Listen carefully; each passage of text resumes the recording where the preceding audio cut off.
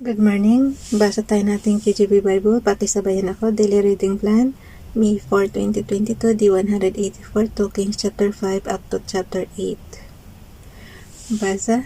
2 Kings chapter 5. Now Naaman, captain of the host of the king of Syria, was a great man with his master and honorable, because by him the Lord had given deliverance unto Syria. He was also a mighty man in valor, but he was a leper. And the Syrian had gone out by companies, and had brought away captive out of the land of Israel a little maid, and she waited on Naaman's wife. And she said unto her mistress, Would God my Lord were with a prophet that is in Samaria, for he would recover him of his leprosy. And one went in and told his lord, saying, Thus and thus said the maid that is of the land of Israel. And the king of Syria said, Go, and I will send a letter unto the king of Israel. And he departed and took with him 10 talents of silver, and 6,000 pieces of gold, and 10 changes of raiment. And he brought the letter to the king of Israel, saying, Now when this letter is come unto thee, behold, I have therewith sent Naaman my servant to thee, that thou mayest recover him of his leprosy. And it came to pass, when the king of Israel and read the letter, that he rent his clothes, and said, Am I God, to kill and to make alive, that this man doth send unto me to recover a man of his leprosy?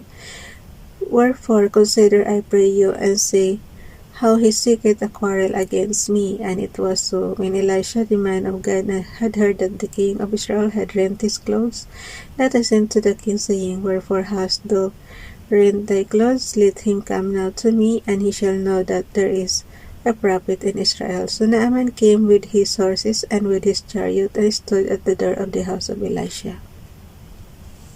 And Elisha sent a messenger unto him, saying, Go and wash in Jordan 7 times, and thy flesh shall come again to thee, and thou shalt be clean.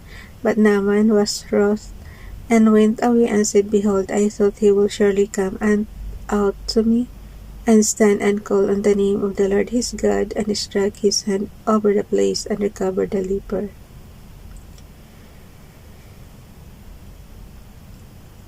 Are not Abana and Parpar, rivers of Damascus, better than all the waters of Israel? May I not wash in them and be clean? So he turned and went away in wrath, and his servants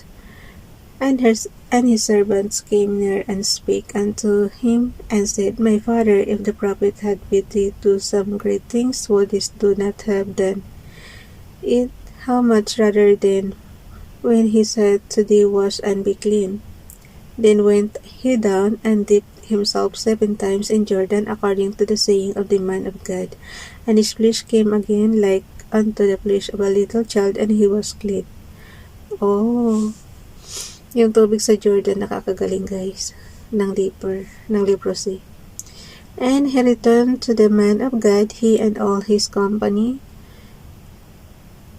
and came and stood before him. And he said, Behold, now I know that there is no God in earth but in Israel. Now therefore I pray thee, take a blessing of thy servant. But he said, As the Lord liveth, before whom I stand, I will receive none. And he urged him to take it, but he refused. And Naaman said, Shall there not then, I pray thee, be given to thy servant 2 meals burden of earth? For thy servant will henceforth offer neither burnt offering nor sacrifice unto other gods, but unto the Lord. And this thing the Lord pardon thy servant, that when my master goeth into the house of Rimmon to worship there, and he leaneth on my hand, and I bow myself in the house of Rimmon, when I bow down myself in the house of Rimmon, the Lord pardon thy servant in this thing. Verse 19, And he said unto him, Go in peace. So he departed from him a little way. But Gehazi, the servant of Elisha, the man of God, said, Behold, my master hath spared Naaman the Syrian, in not receiving at his hands that which he brought. But as the Lord liveth, I will run after him, and take somewhat of him. So Gehazi followed after Naaman, and when Naaman saw him running after him, he lighted down from the chariot to meet him, and said, Is all well? And he said, All is well, my master had sent me, saying, Behold, even now there become to me from Mount Ephraim 2 young men of the sons of the prophets. Give them, I pray thee, a talent of silver and 2 changes of garments. And Aman said, Be content, take 2 talents. And he urged him, and bound 2 talents of silver in 2 bags, with 2 changes of garments, and laid them upon 2 of his servants, and they bare them before him. And when he came to the tower, he took them from their hand, and bestowed them in the house, and he let the men go, and they departed. But he went in and stood before his master, and Elisha said unto him, Whence comest thou, Gehazi? And he said, Thy servant went no whither. And he said unto him, Went not mine heart with thee, when the man turned again from his chariot to meet thee? Is it a time to receive money, and to receive garments, and olive yards, and vineyards, and sheep, and oxen, and men servants, and maid servants? The leprosy therefore of Naaman shall cleave unto thee, and unto thy seed forever. And he went out from his presence, a leper as white as snow. 2 Kings chapter 6. And the sons of the prophets said unto Elisha, Behold, now the place where we dwell with thee is too straight for us. Let us go, we pray thee, unto Jordan, and take thence every man a beam, and let us make us a place there where we may dwell. And he answered, Go ye. And one said, Be content, I pray thee, and go with thy servants. And he answered, I will go. So he went with them, and when they came to Jordan, they cut down wood. But as one was filling a beam, the axe head fell into the water, and he cried and said, Alas, master, for it was borrowed. And the man of God said, Where fell it? And he showed him the place, and he cut down the stick, and cast it in tighter, and the iron did swing. Therefore said he, Take it up to thee. And he put out his hand, and took it. Then the king of Syria warred against Israel, and took counsel with his servants, saying, In such and such a place shall be my camp. And the man of God sent unto the king of Israel, saying, Beware that thou pass not such a place, for tighter the Syrians are come down. And the king of Israel sent to the place which the man of God told him, and warned him of, and saved himself there not once nor twice. Therefore the heart of the king of Syria was sore troubled for this thing.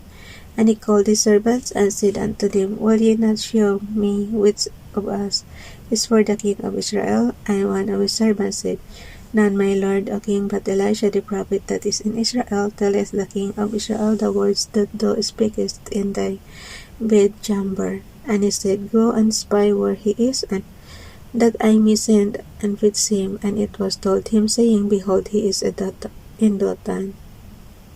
Wait lang.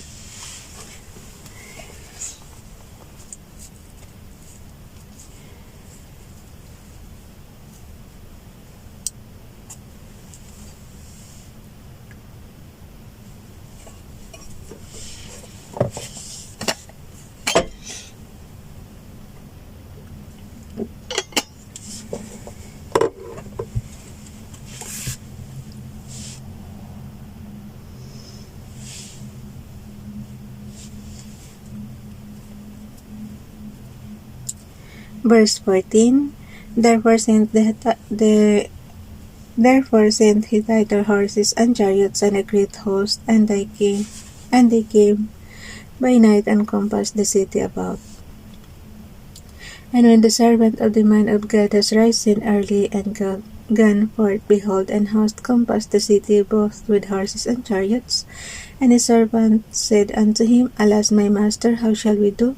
And he answered, Fear not, for they that be with us are more than they that be with them. And Elisha prayed and said, Lord, I pray thee, open his eyes, that he may see. And the Lord opened the eyes of the young man, and he saw, and behold, the mountain was full of horses and chariots of fire round about Elisha. And when they came down to him, Elisha prayed unto the Lord, and said, Smite these people, I pray thee, with blindness. And he smote them with blindness according to the word of Elisha. And Elisha said unto them, This is not the way, neither is this the city. Follow me, and I will bring you to the man who ye seek. But he led them to Samaria. And it came to pass when they were come into Samaria, that Elisha said, Lord, open the eyes of these men, that they may see. And the Lord opened their eyes, and they saw, and behold, they were in the midst of Samaria. And the king of Israel said unto Elisha, When he saw them, my father, shall I smite them? I smite them? And he answered, Thou shalt not smite them. What is thou smite those whom thou hast taken captive with thy sword and with thy bow? Set bread and water before them, and they before them, that they may eat and drink and go to their master. Verse 23, And he prepared great provision for them, and when they had eaten and drunk, he sent them away, and they went to their master. So the bands of Syria came no more into the land of Israel. And it came to pass after this that Ben-Hadad king of Syria gathered all his host, and went up and besieged Samaria. And there was a great famine in Samaria, and behold, this besieged it until an ass heads was sold for 80 pieces of silver, and the fourth part of a cub of doves dung for 5 pieces of silver. And as the king of Israel was passing by upon the wall, there cried a woman unto him, saying, Help, my lord, O king. And he said, Of the Lord do not help thee. Whence shall I help thee? Out of the barn floor, or out of the winepress? And the king said unto her, What aileth thee? And she answered, This woman said unto me, Give thy son, that we may eat him today, and we will eat my son tomorrow. So we boiled my son. Tingnan mo guys yung verse 29. So we boiled my son and did eat him. Kinain nila. Ano ba yan? Okay, ulit. So we boiled my son and did eat him, and I said unto her on the next day, Give thy son, that we may eat him. And she had to eat her son.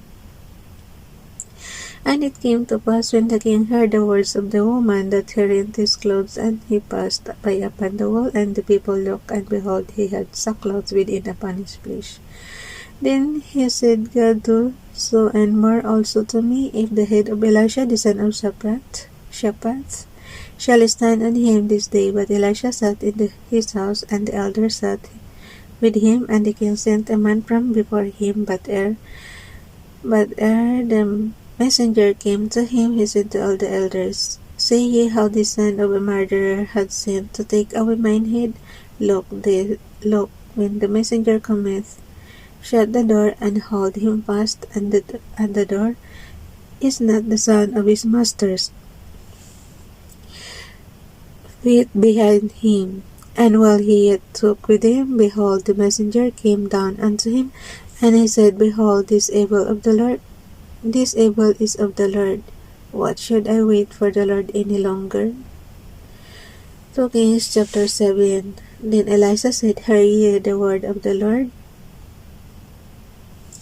Thus saith the Lord, Tomorrow about this time shall a measure of fine flour be sold for a shekel, and 2 measures of barley for a shekel in the gate of Samaria. Then a Lord on whose hand the king leaned answered the man of God, and said, Behold, if the Lord would make windows in heaven, might this thing be? And he said, Behold, thou shalt see it with thine eyes, but shalt not eat thereof. Verse 3, And there were 4 leprous men at the entering in of the gate, and they said one to another, Why sit we here until we die? If we say, We will enter into the city, then the famine is in the city, and we shall die there. And if we sit still here, we die also. Now therefore come, and let us fall unto host of the Syrians. If they save us alive, we shall live, and if they kill us, wait lang. Verse 4 tayo.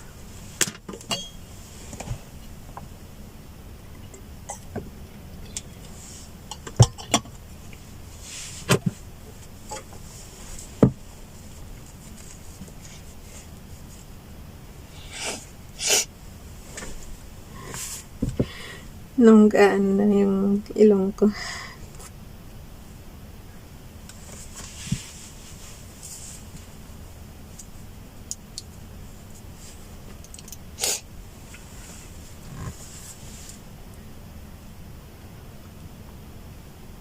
Okay, verse 4. Ulit ha. If we say we will enter into the city, then the famine is in the city, and we shall die there. And if we sit still there, it still here, we die also. Now therefore come and let us fall unto the host of the Syrians. If they save us alive, we shall live, and if they kill us, we shall but die. Verse 5.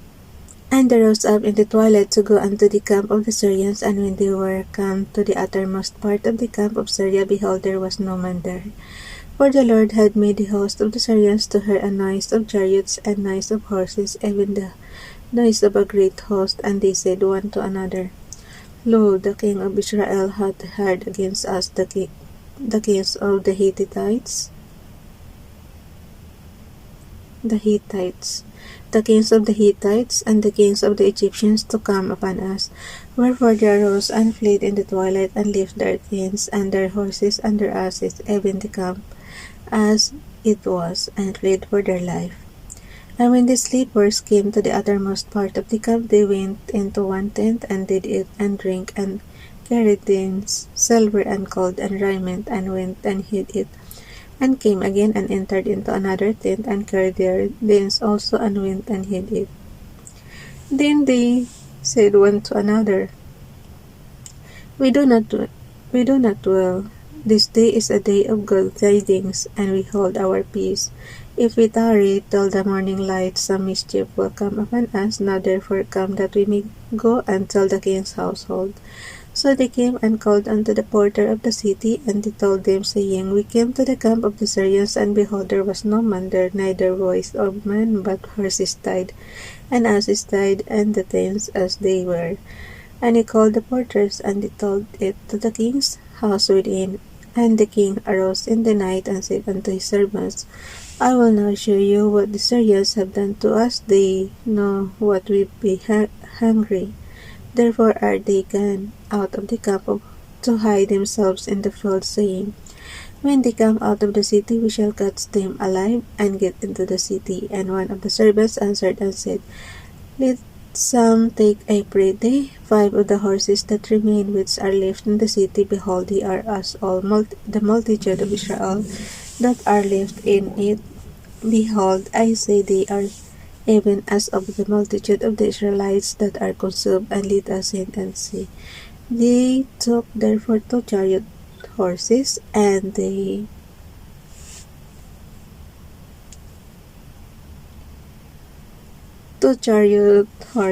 and the king sent after the host of the Syrians, saying, Go and see. And they went after them unto Jordan, and lo, all the way was full of arguments and vessels which the Syrians had cast away in their haste. And the messengers returned and told the king, and the people went out and spoiled the tents of the Syrians, so a measure of fine flour as salt for a shekel, and 2 measures of barley for a shekel, according to the word of the Lord. And the king appointed the Lord, on whose hand he leaned, to have the charge of the gate, and the people trod upon him in the gate, and he died, as the man of God had said, who spake when the king came down to him. And it came to pass, as the man of God had spoken to the king, saying, 2 measures of barley for a shekel, and a measure of fine flour for a shekel, shall be tomorrow about this time in the gate of Samaria. And the Lord answered the man of God, and said, Now behold, if the Lord should make windows in heaven, might such a thing be? And he said, Behold, thou shalt see it with thine eyes, but shalt not eat thereof. And so it fell out unto him, for the people trod upon him in the gate, and he died. Last chapter, 2 Kings chapter 8. Sundan nyo na ako guys sa inyong KGP Bible. Verse 1, Then spake Elisha unto the woman whose son he had restored to life, saying, Arise and go thou and thine household, and sojourn wheresoever thou canst sojourn, for the Lord hath called for a famine, and it shall also come upon the land 7 years. And the woman arose and did after the saying of the man of God. And she went with her household, and sojourned in the land of the Philistines 7 years. And it came to pass at the 7 years end, and the woman returned out of the land of the Philistines, and she went forth to cry unto the Lord for her house and for her land. And the king talked with Gehazi, the servant of the man of God, saying, Tell me, I pray thee, all the great things that Elisha had done. And it came to pass, as he was telling the king how he had restored a dead body to life, that behold, the woman whose son he had restored to life cried to the king of her house and for her land. And Gehazi said, My lord, O king, this is the woman, and this is her son, whom Elisha restored to life. Verse 6, And when the king asked the woman, she told him. So the king appointed unto her a certain officer, saying, Restore all that was hers, and all the fruits of the field, since the day that she left the land, even until now. Verse 7, And Elisha came to Damascus, and Benhadad the king of Syria was sick. And it was told him, saying, The man of God is come hither. And the king said unto Hazael, Take a present in thine hand, and go meet the man of God, and inquire of the Lord by him, saying, Shall recover of this disease? So Hazael went to meet him, and took a present with him, even of every good thing of Damascus, 40 camels burden, and came and stood before him, and said, Thy son Benhadad king of Syria hath sent me to thee, saying, Shall I recover of this disease? And Elisha said unto him, Go, say unto him, Thou mayest certainly recover, howbeit the Lord hath shewed me that he shall surely die. And he settled his countenance steadfastly until he was ashamed, and the man of God wept.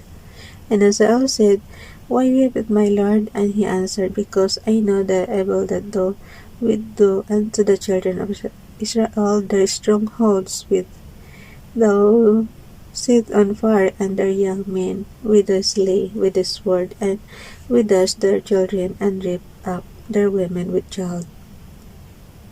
Verse 13.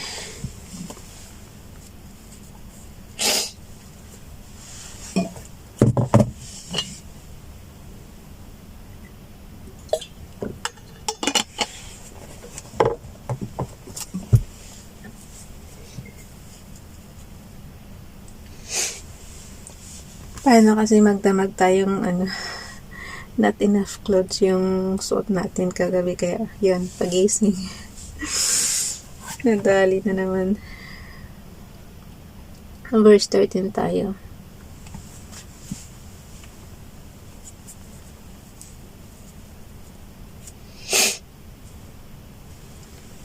Ulit natin yung verse 12, ha?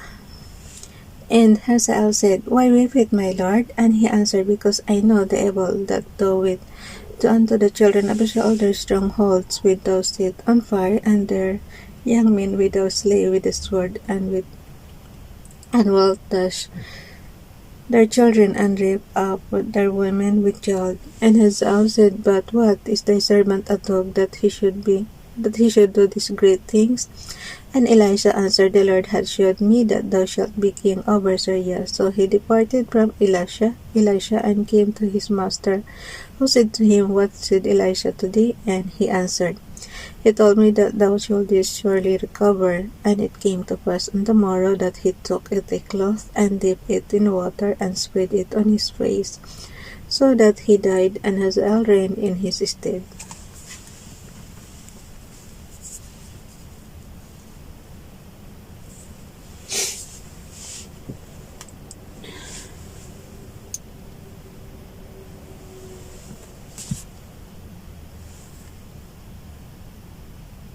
Verse 16. And in the 5th year of Joram, the son of Ahab, king of Israel, Jehoshaphat being the king of Judah, Joram, the son of Jehoshaphat, king of Judah, began to reign. 32 years old was he when he began to reign, and he reigned 8 years in Jerusalem. And he walked in the way of the kings of Israel, as did the house of Ahab, for the daughter of Ahab was his wife, and he did evil in the sight of the Lord.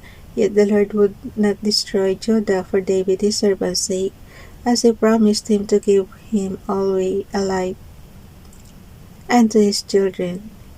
In his days, Edom revolted from under the hand of Judah and made a king over themselves. So Joram went over to Zer,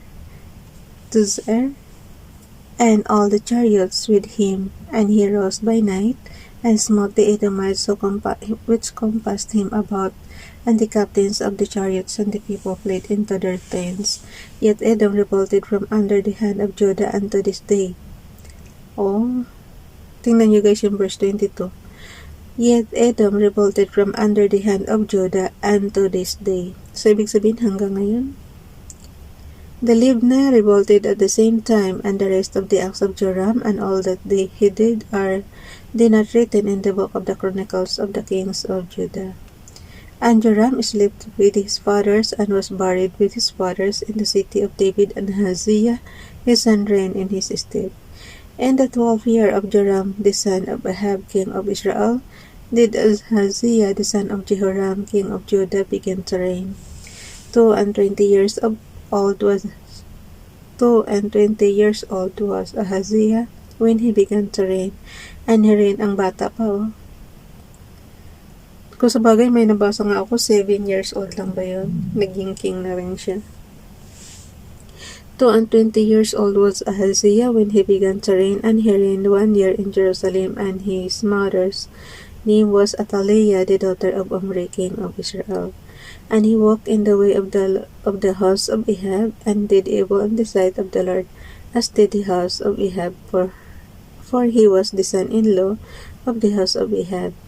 And he went with Joram the son of Ahab to the war against Hazael king of Syria in Ramoth Gilead, and the Syrians wounded Joram. And King Joram went back to behold in Jezreel of the wounds which the Syrians had given him at Ramah when he fought against Hazael king of Syria. And Ahaziah the son of Jehoram king of Judah went down to see Joram the son of Ahab in Jezreel because he was sick.